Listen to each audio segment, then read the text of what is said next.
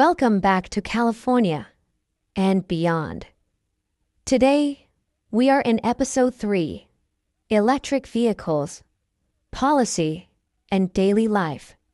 California is not only the home to the most electric vehicles in the U.S., but also the center of green transportation policy.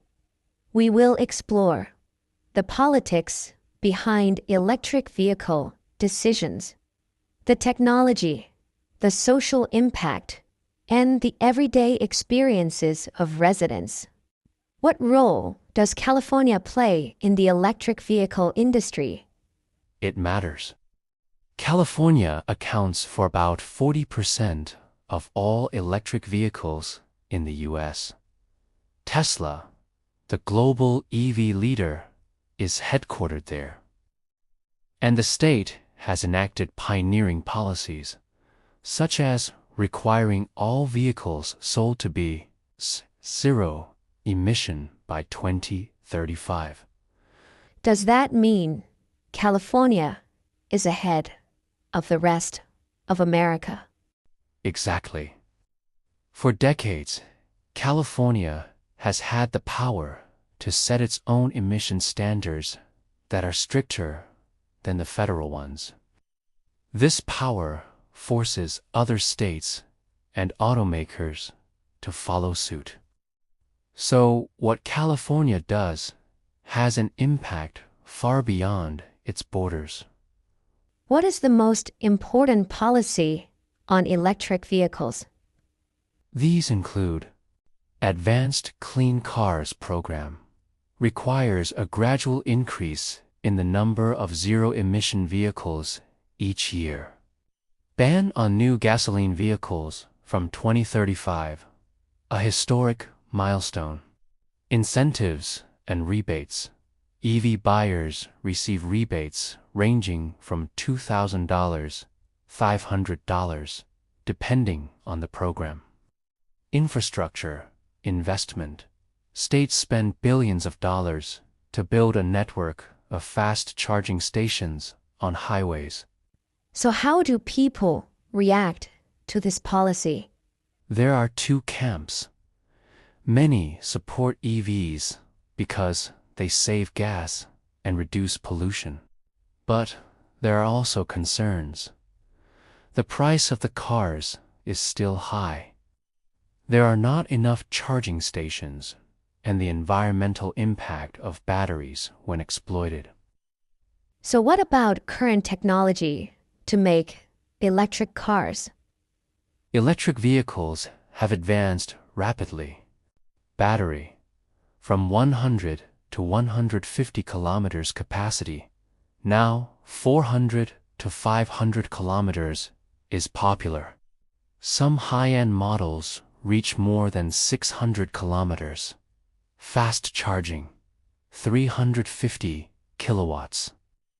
Charging technology allows 80% battery charging in 20 minutes. Price, gradually decreasing. Many models under 30,000 USD. Model diversity, from sedans, SUVs, to electric trucks like the Ford F-150 Lightning. So is Tesla still dominant? Tesla is still in the lead, but competition is intensifying. GM, Ford, Hyundai, and even Chinese companies are all in. This competition will drive down prices and increase quality. So how is driving an electric car different from driving a gasoline car on a daily basis? Quite different. Running costs. EVs are much cheaper, or core garaging costs about 1/3 of petrol. Maintenance, less, as no oil changes, fewer moving parts. Driving experience, smooth, quick acceleration. Infrastructure, still a challenge. Many apartment complexes don't have charging stations and long drives require planning ahead. What difficulties do people have when using electric vehicles? Yes, for example, it is difficult for people living in apartments to install their own charging stations. In rural areas, charging stations are sparse. In addition, rising electricity prices also affect charging costs. Is there any political conflict surrounding EVs? Many oil and gas industry, fearing lost revenue, lobbying to slow the transition. Federal versus state. The federal government has sometimes tried to limit California's power to set emission standards. Auto workers, EVs require fewer assembly workers, sparking a jobs debate. Consumers, divided between those who support the new technology and those who want to keep gasoline cars. So, could politics slow down EV development?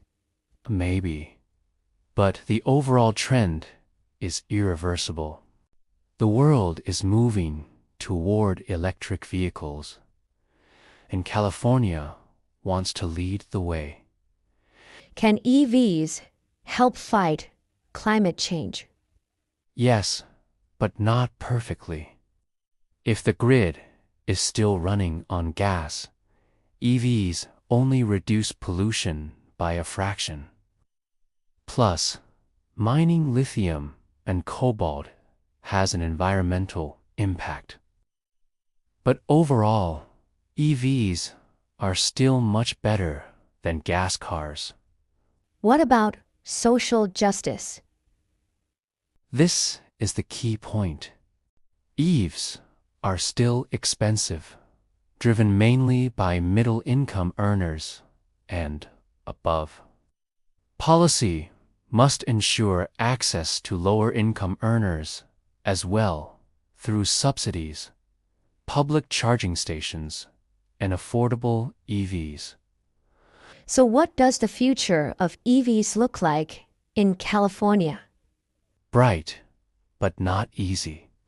By 2030, 50% of new cars sold in California will be EVs.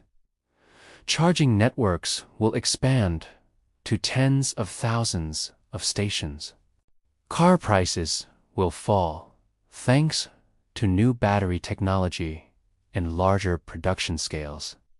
In addition, electric vehicles will not only be vehicles, but also part of the energy system, helping to store and deliver electricity to the grid. Today, we've walked through the story of electric vehicles from policy to technology to everyday life. California is leading the way, but challenges remain. In Episode 4, we will discuss wildfires and drought, survival in California. Thank you for listening to California and Beyond. See you again.